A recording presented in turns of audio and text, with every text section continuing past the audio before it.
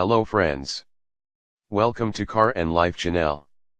Today we will evaluate two cars, BMW M4 Competition v Mercedes-AMG C63 S Coupe road comparison.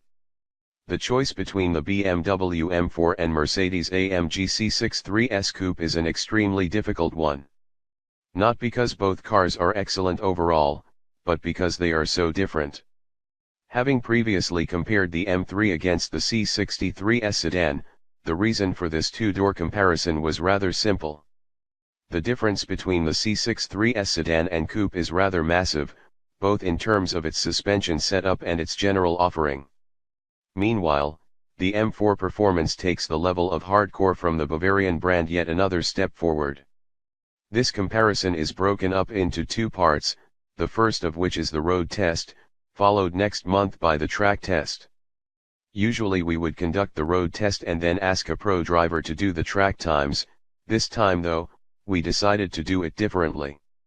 To get a better perspective, we asked Australia's most successful rally driver, former WRC driver and current rallycross hero Chris "Atco" Atkinson, to join us for the road test.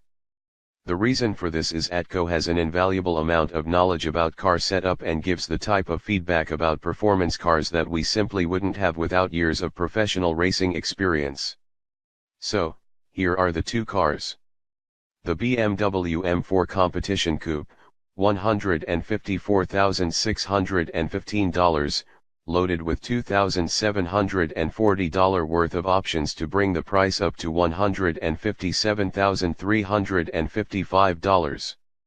Its rival in this comparison is the Mercedes-AMG C63 S Coupe, $162,115, equipped with the AMG carbon fiber trim pack, $1,490, for a total price of $163,605. That's a $6,250 difference in favor of the Beamer, and at this price range, not all that material. The M4 has a 7-speed M double-clutch transmission coupled to its 6-cylinder 3.0-liter twin-turbo engine with 331 kilowatts of power and 550 Nm of torque. BMW claims a 0 to 100 km/h time of 4.0 seconds.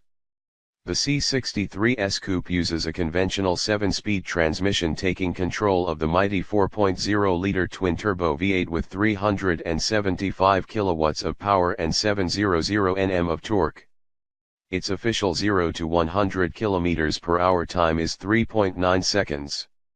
So both these cars are insanely quick, there's no question there, and despite the power and torque differences, the M4 makes up for its deficit with a roughly 230 kg weight advantage.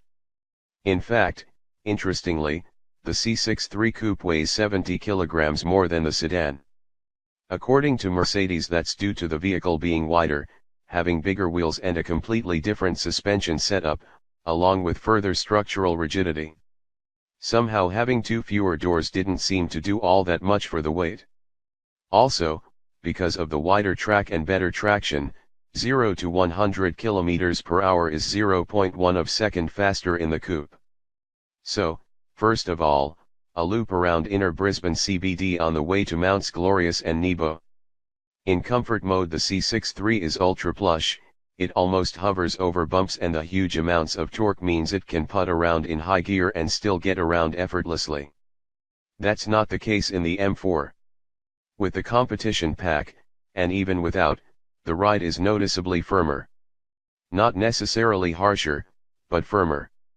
It just passes more of the road surface into the cabin, and if you frequent bad roads, this can get annoying after a while. As for the interior, both cars are very luxurious with the latest in safety and infotainment technology. There is room in the back for two adults if the need ever arises, but it would be for short trips unless they measure below 165 centimeters. Around town both Germans are easy to drive and maneuver, with enough sensors and cameras to shame an Airbus, making parking and getting through tight spaces a non-issue. Even so, the M4 wheels do tend to poke out a bit, so that is worth considering if you do a lot of curbside parking.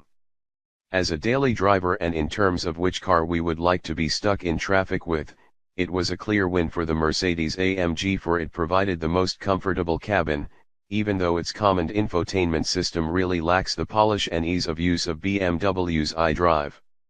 Nor is the head-up display as good as the Beamer's, but the win for ride comfort and the overall driving experience in traffic and around suburbia goes to the men and women in Affelterbach.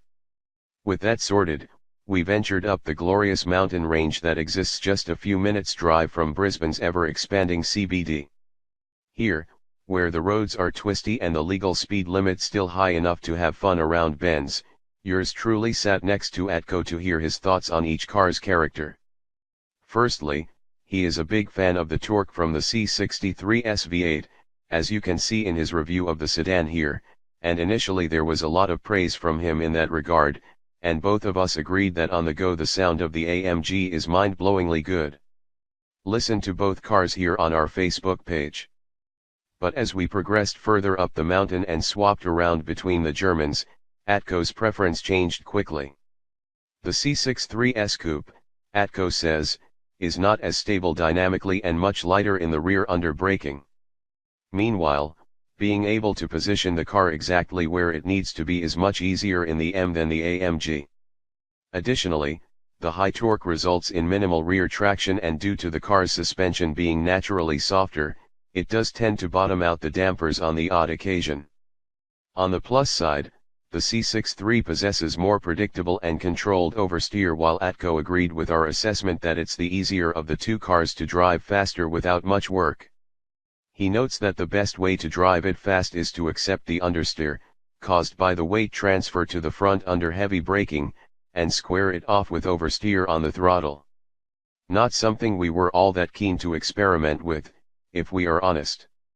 From our perspective, the C63 rolled around the bends far more evidently than the M4. Yet, given the huge amount of pull from down low in the rev range, it allowed the car to get back up to speed much quicker than its rival, meaning it was easier to drive fast for a novice.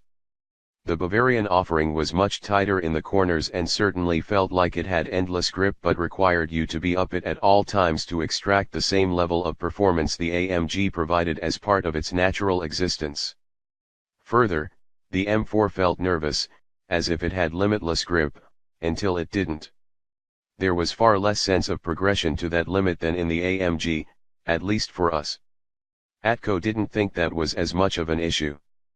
What Atco praised heavily on the M4 was the way it behaved under braking, not diving as per the Mercedes and being extremely well planted under extreme braking situations, allowing for far better entry into corners, further helped by its stiffer suspension and lighter weight.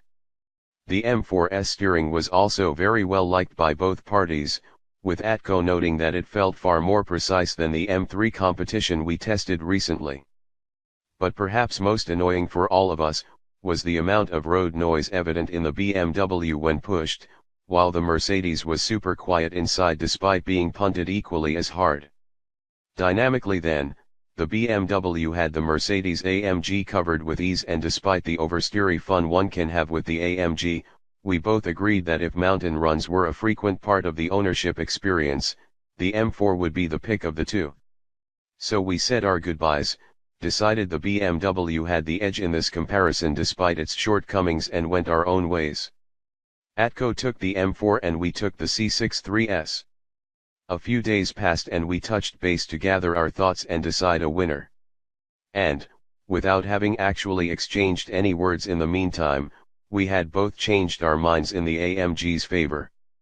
Not sure I would want to live with the M4 every day, was the common consensus.